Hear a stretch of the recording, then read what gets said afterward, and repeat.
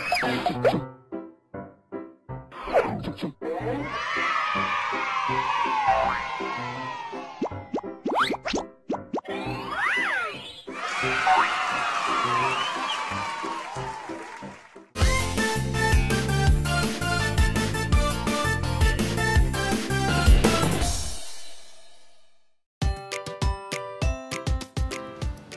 lucu sekali sih kalian. Kak Marcel, mana makanan ikannya? Iya, sabar, Vi. Nih makanannya. Makasih, Kak. Ikan, makan dulu ya supaya kamu cepat besar dan sehat. Emang kamu sesayang itu ya sama ikan-ikan ini? Iya, Kak. Adik pokoknya mau lihat ikan ini sampai besar. Bener loh ya. Nanti pokoknya kamu bantuin kakak ganti airnya loh. Siap, Kak. Dasar kamu ini. Teman-teman di rumah, kakak mau tanya dong. Sebutkan satu binatang laut kesukaan kamu. Terus mengapa kamu menyukainya? Iya, seperti kita yang menyukai ikan badut dan ikan butang yang sekarang kita pelihara. Aku dan Kak Marcel penasaran sama jawaban kalian loh. Jangan lupa dijawab ya. Oh iya, Vi. Kakak baru inget. Kakak pendongeng ada cerita menarik nih hari ini. Cerita apa tuh, Kak? Ceritanya itu tentang kisah perjalanan Lolo. Wah, Lolo. Lolo itu siapa memangnya, Kak? Kamu penasaran kan? Nah, teman-teman di rumah pasti penasaran juga kan? Ih, Vivi penasaran banget, Kak. Ya udah, yuk kita akan mulai ceritanya. Ikuti terus ya. Selamat pagi teman-teman kelas 4. Nah, sebelum kakak pendongeng membacakan kisah perjalanan Lolo, enaknya aku menyapa kalian dulu kali ya. Bagaimana kabar kalian? Semoga semuanya sehat dan tetap semangat ya. Sebentar lagi kakak pendongeng akan membacakan cerita tentang perjalanan Lolo. Dengarkan dengan cermat ya teman-teman. Jangan lupa juga catat informasi-informasi penting dari cerita ini. Karena akan ada soal latihan setelah ini ya. Jadi mohon disimak baik-baik. Yuk Kak, kita mulai. Hai teman-teman kelas 4, berjumpa lagi dengan kakak pendongeng nih. Kali ini kakak akan membacakan sebuah dongeng berjudul Perjalanan Lolo. Lolo menjelajah lautan untuk mendapatkan makanan. Ia menyukai berbagai jenis fauna laut bercangkang, ubur-ubur, ikan-ikan kecil, dan rumput laut. Contoh fauna laut bercangkang kesukaannya adalah karang-karangan, kepiting, dan landak laut. Lolo, seekor penyu tempayan betina, selalu menyelam di lautan luas. Namun lautan dingin bukan tempat kesukaannya. Lautan itu berada di tempat paling utara atau selatan dunia. Lolo merasa sudah menjelajah sangat jauh, tetapi ia belum juga tiba di tempat itu. Hei, apa itu? Bukankah itu ubur-ubur kesukaanku? Seru Lolo tiba-tiba. Kebetulan sekali, aku sangat lapar sekarang. Seru Lolo tiba-tiba. Namun Lolo kemudian merasakan ada yang berada di kumpulan ubur-ubur tersebut. Mereka bukan ubur-ubur biasa. Oh, apa ya yang terjadi? Oh, aku terjerat. Ternyata ini bukan ubur-ubur. Aduh, bagaimana ini? Jerit Lolo. Lolo berusaha keras untuk melepaskan diri. Ternyata kumpulan ubur-ubur yang dikiranya tadi merupakan sekumpulan plastik. Lolo tetap berusaha bergerak meskipun hampir seluruh badannya terbelit plastik. Ia pun berusaha melepaskan diri sampai benar-benar terbebas dari lilitan plastik tersebut. Namun saat berusaha menghirup udara di permukaan laut, Lolo melihat sesuatu di hadapannya. Hah? Apa lagi? Ia belum pernah melihat cairan berwarna kecoklatan yang mengapung di permukaan laut. Cairan itu adalah limbah minyak yang makin lama makin mendekatinya. Blup, blup, aduh. Lolo hendak menyelam kembali tetapi kehilangan keseimbangan. Ia kemudian menenangkan diri dan mengibaskan plastik yang masih menutupi kepalanya. Akhirnya Lolo terlepas dari rintangan plastik, juga limbah minyak tadi. Ia meraih hidup dan bisa bernafas. Selanjutnya, Lolo menyelam kembali untuk melanjutkan perjalanan. Hore, aku sampai! Jerit Lolo beberapa saat kemudian. Di kejauhan tampak pantai dengan jajaran pohon melambai-lambai. Tempat yang ditempuh hampir sejauh 12.000 km dari tempat sebelumnya. Nama pantai itu Kute yang berada di Bali, Indonesia. Selesai. Begitu ceritanya teman-teman. Bagaimana? Menarik bukan? Nah, sekarang kakak kembalikan lagi pada kakak Marcel dan Vivi ya. Sampai jumpa kembali. Nah, begitu ceritanya adik-adik. Oke, kalau begitu kakak mau kasih Vivi pertanyaan nih mengenai cerita tadi. Boleh nggak? Boleh banget Kak. Pertanyaannya apa nih? Nah, catat dulu soalnya ya teman-teman. Nanti kakak beri jeda waktu untuk kalian menjawab juga ya. Oke, pertanyaan pertama. Menurut kamu, tuliskan kalimat dalam paragraf pertama yang menjelaskan berbagai jenis makanan kesukaan Lolo. Makanan kesukaan Lolo apa coba, Vi? Adik ingatnya cuma ubur-ubur Kak. Yang lainnya lupa. Jawaban lengkapnya itu berbagai hewan laut bercangkang, ubur-ubur, ikan-ikan kecil, dan rumput laut. Oke, kita lanjut ke soal kedua. Berdasarkan bacaan tadi, Lolo suka menjelajah lautan luas. Tetapi ada satu jenis lautan yang tidak disukainya. Tuliskan nama jenis lautan tersebut dan tuliskan pula tempat lautan tersebut berada. Hayo, jawabannya apa nih, Vi? Laut dingin Kak. Lautnya ada di paling utara dan paling selatan dunia. Tepat sekali. Hebat nih adiknya Kak Marcel. Iyalah, Vivi gitu loh. Nah, sekarang kakak mau kasih kalian tugas nih teman-teman di rumah. Biar kalian bisa tetap mengingat cerita tadi. Kalian tulis di buku latihan masing-masing ya. Latihan tugas yang muncul di layar. Kerjakan di waktu senggang dan kalian bisa berdiskusi dengan orang tua atau orang di sekitarmu jika menemukan kesulitan. Selamat berdiskusi teman-teman. Vi, kita pindah ke ruang belajar yuk. Biar belajarnya lebih fokus. Jadi kamu nggak main ikan mulu. Yaudah yuk. Yuk. Nah, sekarang kakak mau menjelaskan tentang tanda baca dan penulisan huruf kapital nih, Vi. Tapi masih nyambung sama cerita yang tadi kakak bacakan. Wah, sepertinya bakal asik Kak. Oh iya dong. Yaudah yuk, kita mulai. Sekarang kakak mau menjelaskan dulu tanda baca ya. Ada tanda titik. Titik dipakai pada akhir kalimat pernyataan. Nah, misalnya nih, aku makan sepiring mie goreng. Titik. Paham nggak, Vi? Paham Kak, intinya tanda baca titik itu dipakai di akhir kalimat kan ya Kak? Untuk mengakhiri sebuah kalimat itu. Bener banget. Nah, kita lanjut ke tanda baca selanjutnya, yaitu adalah koma. Tanda baca koma ini yang pertama bisa dipakai di antara unsur-unsur dalam suatu pemerincian atau pembilangan. Nah, misalnya nih, aku senang membaca, koma, menari, koma, dan menggambar. Yang kedua, tanda baca koma ini bisa dipakai sebelum kata penghubung, seperti tetapi, melainkan, dan sedangkan. Dalam kalimat majemuk setara. Misalnya nih, Vi, Dani bukan membuat telur ceplok, koma, melainkan telur dadar. Nah, kalau koma paham gak nih, Vi? Paham Kak, koma itu berarti seperti jeda ya Kak dalam kalimat. Tepat sekali. Oke, kita lanjut ya ke tanda kutip. Nah, tanda kutip ini diberikan untuk menunjukkan kalimat langsung yang diucapkan seseorang. Perhatikan kalimat dari bacaan perjalanan Lolo berikut. Kebetulan sekali, aku sangat lapar sekarang. Lolo menambahkan setelah melihat sekumpulan ubur-ubur tak jauh di hadapannya. Nah, begitu, Vi. Kalau tanda kutip, paham kan? Paham Kak, itu penanda kalimat yang langsung diucapkan ya Kak? Yap, bener banget. Oke, kita lanjut ya ke tanda tanya. Nah, tanda tanya ini diberikan untuk menunjukkan kalimat tanya atau pertanyaan. Misalkan, Siapakah namamu?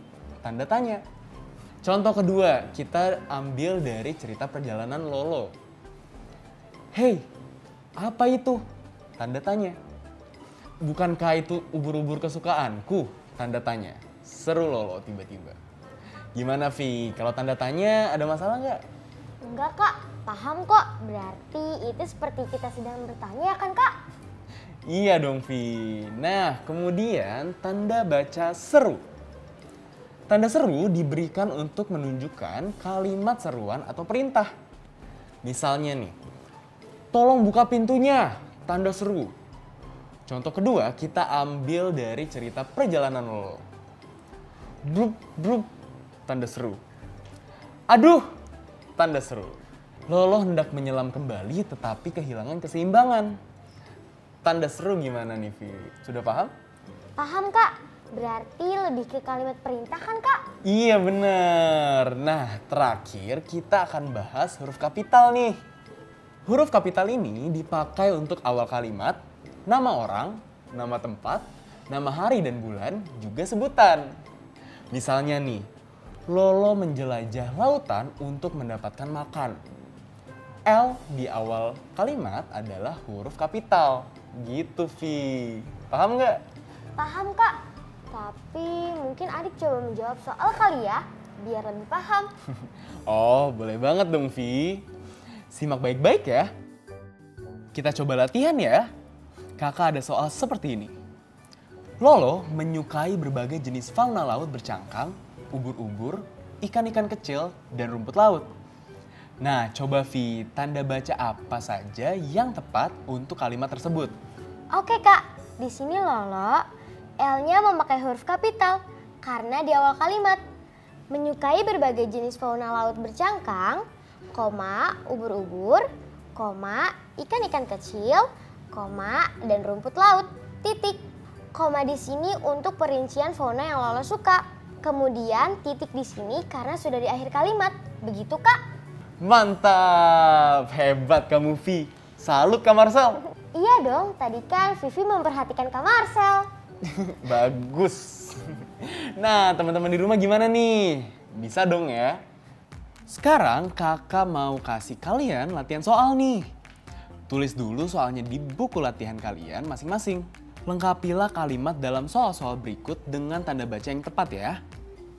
Kalian bisa kerjakan saat senggang nanti. Kalau bingung jangan lupa bertanya ya. Karena malu bertanya sesat di jalan. Kalian bisa bertanya pada orang tua atau orang di sekitar kalian jika membutuhkan. Jangan malu dan segan untuk bertanya ya teman-teman. Selamat mengerjakan di rumah.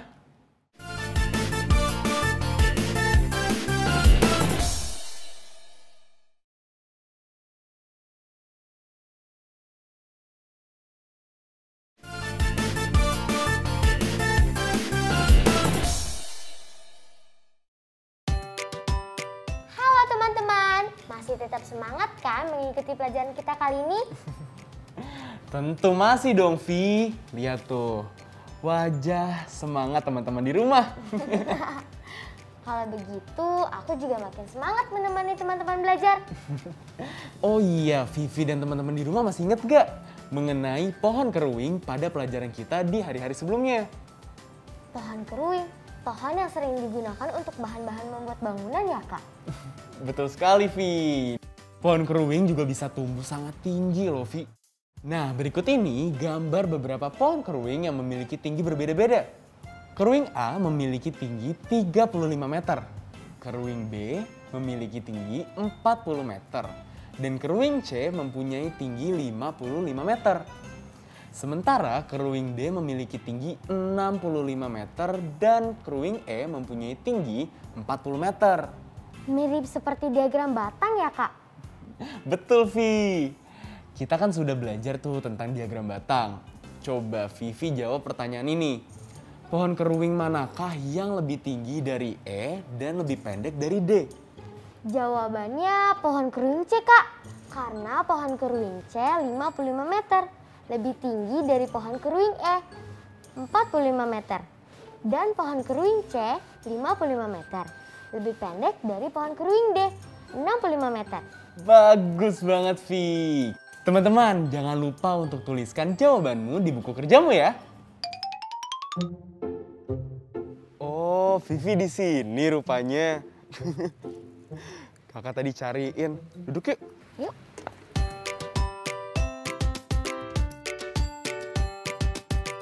Iya kak, setelah tadi kita bahas pohon keruing yang hampir punah, Vivi jadi teringat tanaman-tanaman Vivi.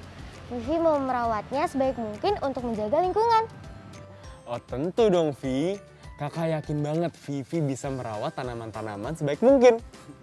Selain menjaga lingkungan, manfaatnya bisa dirasakan orang lain loh.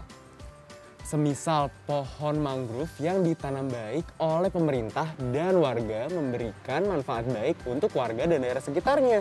Tanaman mangrove memberikan manfaat seperti apa kak? Nah, kakak ada bukunya.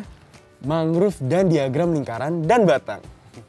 Di dalam buku ini, manfaat tanaman mangrove dapat melindungi daerah di sekitar pesisir pantai dari hembusan angin, hembusan badai, ataupun tsunami. Sayangnya, flora perairan Indonesia ini juga terancam punah, Vi. Kawasan mangrove di Indonesia akhir-akhir ini semakin berkurang. Vivi pernah dengar kak, kalau tanaman mangrove jadi sarang tempat berlindung ikan-ikan. Betul, Vi. Keberadaan mangrove yang semakin sedikit juga berdampak pada berkurangnya habitat bagi fauna perairan. Tidak hanya ikan, tapi juga seperti udang dan kepiting. Saat ini, luas kawasan mangrove di Indonesia termasuk cukup besar, berkisar 23% dari luas kawasan mangrove di dunia. Oh iya kak, syukurlah Vivi nggak terlalu sedih lagi.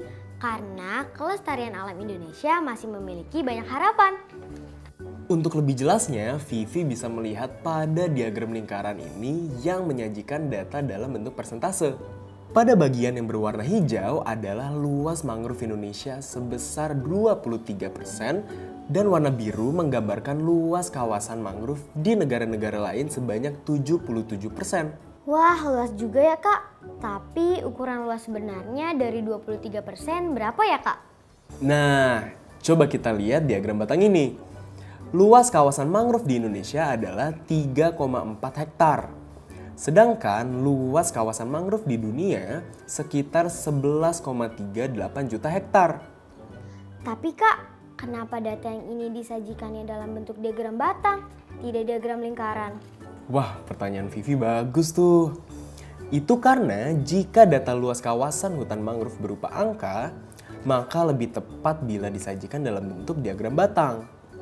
Sementara jika data luas kawasan hutan mangrove berupa persentase, maka disajikan dalam bentuk diagram lingkaran. Oh begitu kak, berarti kalau data yang ingin ditampilkan berbentuk persentase, lebih baik menggunakan diagram lingkaran ya? Kalau data yang ingin ditampilkan dalam bentuk kategori dan angka, maka diagram batang menjadi pilihannya.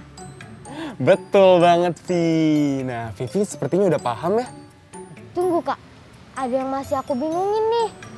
Aku sering lihat kalau diagram batang dan diagram lingkaran kenapa warnanya suka beda-beda ya kak? Nah, sebenarnya jenis diagram itu tidak hanya diagram batang dan diagram lingkaran saja. Hanya saja diagram itulah yang tergolong diagram yang sering digunakan. Karena warnanya menarik dan penambahan warna yang berbeda-beda pada bagian-bagian diagram batang dan lingkaran memberikan daya tarik bagi yang membaca. Nah, benar tidak kalau Vivi pasti lebih suka diagram yang berwarna? Benar nggak? Betul kak, ternyata seperti itu ya, Vivi baru paham. Pada intinya, penggunaan diagram baik diagram lingkaran maupun diagram batang sangat bergantung pada data yang ingin disajikan dan informasi yang diperlihatkan kepada pembaca. Wah, aku jadi pengen coba buat diagram kak. Aku mau buat diagram batang. Oh, boleh dong. Nah, sehabis ini kakak ajak kamu membuat diagram ya. Yuk, kita masuk ke dalam rumah. Ayo. Nah, sesuai janji kakak tadi nih, kita akan praktek membuat diagram. Ayo kak. Kok Vivinya malah makan sih? Maaf ya kak, habisnya rumput laut ini enak banget. Aku baru tahu kalau rumput laut bisa diolah seenak ini. Ya sudah, sambil menunggu kamu habiskan cemilannya, kakak sambil cerita ya. Teman-teman di rumah, ada juga nggak nih yang suka sama rumput laut seperti Vivi? Sudah tahu belum wilayah yang memiliki potensi besar dalam budidaya rumput lautnya? Di mana, Kak? Di Papua, Vi. Papua adalah salah satu daerah di Indonesia yang memiliki potensi besar sebagai tempat budidaya rumput laut. Beberapa kabupaten yang terkenal sudah membudidayakan rumput laut, yaitu Kabupaten Biak Numfor, Kabupaten Kepulauan Yapen, Kabupaten Supiori, dan Kabupaten Nabire. Wah, banyak kabupaten yang ikut membudidayakan ya, Kak. Tapi apa yang menjadikan Papua memiliki potensi yang besar, Kak? Nah, potensi pengembangan rumput laut di Papua itu sangat besar karena perairan laut di sana masih murni dan belum tercemar berbagai bahan kimia. Nah, sekarang kita coba yuk untuk membuat diagram batang dari data tabel berikut ini. Misalnya tabel di samping menyajikan rata-rata hasil produksi rumput laut di beberapa kabupaten tersebut setiap bulannya. Selanjutnya, buatlah diagram batang vertikal atau tegak untuk rata-rata hasil produksi tersebut pada kertas berpetak ini. Sebelum membuat tabelnya, kita cari rata-rata dari hasil produksi rumput laut untuk Kabupaten Biak Numfor dan Kepulauan Yapen. Untuk Kabupaten Biak Numfor, jumlah produksinya 5 ditambah 3,5 sama dengan 8,5 dibagi 2, maka hasil rata-ratanya adalah 4,25. Dan untuk Kabupaten Yapen jumlah produksinya 4 ditambah 2,5 sama dengan 6,5 dibagi 2, maka hasil rata-ratanya adalah 3,25. Dari hasil rata-rata produksi yang sudah Kakak hitung, aku coba ya buat diagram batangnya. Seperti ini benar atau salah, Kak? Wah, betul Vi. Hebat kamu sekarang. Sudah bisa membuat diagram batang dengan benar. Nah, teman-teman jangan lupa dicatat setiap materi yang penting ya. Wah, Kak, ternyata waktu perjumpaan kita mau habis. Walaupun sedih sudah harus berpisah, namun adik senang sekali karena banyak materi baru, Kak. Iya dong Vi, kakak juga senang banget nih hari ini bisa mengajarkan Vivi dan teman-teman di rumah banyak materi baru. Nah teman-teman, jangan lupa untuk mengulas kembali materi hari ini di rumah ya. Jaga selalu kebersihan lingkunganmu ya teman. Sampai jumpa. Dah! Sekarang tetap belajar dari rumah ya teman-teman. Ingat, jaga jarak, rajin mencuci tangan, dan pakai masker agar kita mencegah penyebaran COVID-19. Sampai jumpa.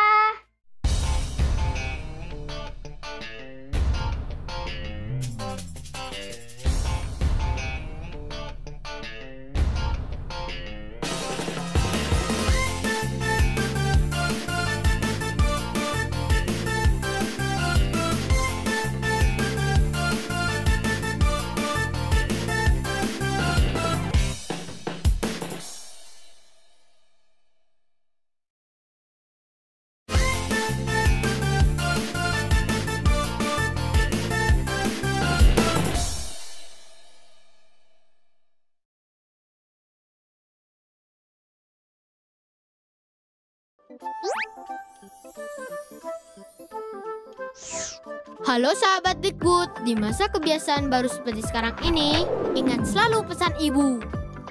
Keluar rumah kalau penting saja ya nak, ingat untuk selalu 3M.